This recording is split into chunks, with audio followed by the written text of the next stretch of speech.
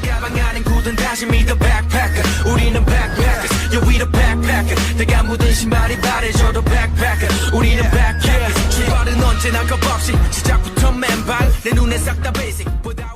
Hai guys, di sini kita akan membahas tentang urbanisasi dan migrasi dari desa ke kota, baik dalam teori dan kebijakan. Sebelumnya kita harus tahu nih, apa sih pengertian dari urbanisasi? Urbanisasi adalah pertumbuhan jumlah penduduk yang tinggal di wilayah perkotaan. Proses ini sering dianggap sebagai tanda kemajuan. Namun di balik angka-angka pertumbuhan itu, ada cerita tentang alasan mengapa orang meninggalkan desa dan menuju ke kota. Lalu, apa yang mendorong jutaan orang untuk meninggalkan tanah kelahirannya? Dalam ilmu ekonomi, alasan-alasan itu dibagi menjadi dua faktor. Yang pertama, faktor pendorong atau push factors, dan faktor penarik atau pull factors. Faktor pendorong berasal dari desa itu sendiri, seperti kemiskinan yang turun-temurun, terbatasnya akses pendidikan dan layanan kesehatan, sempitnya lapangan kerja, hingga minimnya fasilitas infrastruktur. Semua itu mendorong banyak orang merasa tidak punya pilihan selain pergi ke kota. Sementara itu, di kota menawarkan gambaran sebaliknya. Peluang kerja yang tampak melimpah, pendidikan tinggi, layanan kesehatan, hingga gaya hidup yang dianggap lebih maju. Kota seperti magnet besar yang menarik harapan orang-orang dari desa. Namun, kenyataannya tidak selalu seindah yang dibayangkan. Tidak semua orang yang datang ke kota menemukan apa yang mereka cari. Dari sinilah teori migrasi dari Mikhail Todorov memberikan penjelasan menarik bahwa migrasi bukan hanya tentang upah, tetapi tentang harapan. Mikhail Todorov, seorang ekonom pembangunan, menjelaskan bahwa keputusan untuk migrasi tidak hanya ditentukan oleh selisih upah antara desa dan kota. Orang tidak sekedar bertanya, berapa gajinya? Tapi mereka bertanya, seberapa besar peluang saya mendapat pekerjaan dan menghasilkan lebih baik di kota? Dalam teori Todorov, seseorang akan memutuskan untuk migrasi jika penghasilan yang diharapkan di kota lebih besar daripada penghasilan nyata di desa. Secara sederhana, itu bisa dibilang expected urban income, yang dimana gaji kota dikalikan dengan peluang mendapat kerja. Misal, gaji kota 3 juta. Peluang dapat kerjanya itu 30%. Jadi expected income-nya itu senilai 900.000. Sayangnya, banyak orang memperkirakan peluang kerja di kota secara berlebihan.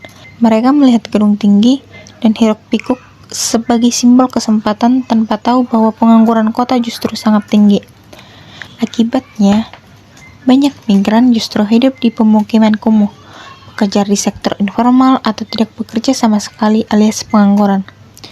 Ini menciptakan apa yang disebut Todorov sebagai urban unemployment, pengangguran yang terus meningkat karena ekspektasi yang tidak sesuai realita. Teori ini menunjukkan bahwa urbanisasi di negara berkembang bukan sekedar masalah ekonomi, tapi juga masalah harapan. Disinilah kebijakan publik berperan, yang dimana menciptakan keseimbangan agar desa dan kota bisa tumbuh bersama. Jika migrasi terus terjadi tanpa arah, kota akan kewalahan. Maka, kita tidak bisa hanya membatasi urbanisasi, kita harus mengelolanya dengan bijak. Mikhail Todorov dan para ekonom lainnya menyarankan beberapa kebijakan atau langkah strategis untuk menghadapi masalah ini. Yang pertama itu perbaiki kualitas hidup di desa atau membangun desa, seperti membangun sekolah, rumah sakit, jalan, dan menciptakan lapangan kerja produktif di sektor pertanian dan non-pertanian. Kalau hidup di desa membaik, tidak semua orang akan merasa harus pergi. Yang kedua, dorong pertumbuhan kota kecil dan menengah atau desentralisasi pembangunan, yang artinya jangan semua investasi ditumpuk di ibu kota atau kota besar. Dengan pembangunan yang merata, tekanan di kota besar akan berkurang. Yang ketiga, tingkatkan kesempatan kerja formal di kota. Pemerintah bisa mendukung UMKM, industri padat karya, dan pelatihan tenaga kerja agar migran yang datang bisa langsung produktif tanpa harus pengangguran. Yang keempat, edukasi tentang migrasi. Hal ini tidak kalah penting dengan yang lainnya. Kita harus memberi informasi yang realistis tentang migrasi, memberi edukasi kepada masyarakat desa tentang tantangan dan realita hidup di kota, agar keputusan migrasi diambil dengan pertimbangan yang matang, bukan hanya sekedar mimpi. Saya mengutip quotes dari Mikhail Todorov yang mengatakan, development must be balanced not just by place but by opportunity. Yang artinya pembangunan harus seimbang, tidak hanya dari sisi wilayah tetapi juga dari sisi kesempatan. Di sini Mikhail Todorov ingin menekankan bahwa pembangunan tidak boleh hanya terfokus di kota-kota besar atau wilayah tertentu, tapi juga harus memberi peluang nyata bagi semua orang, baik yang tinggal di kota, desa maupun daerah terpencil.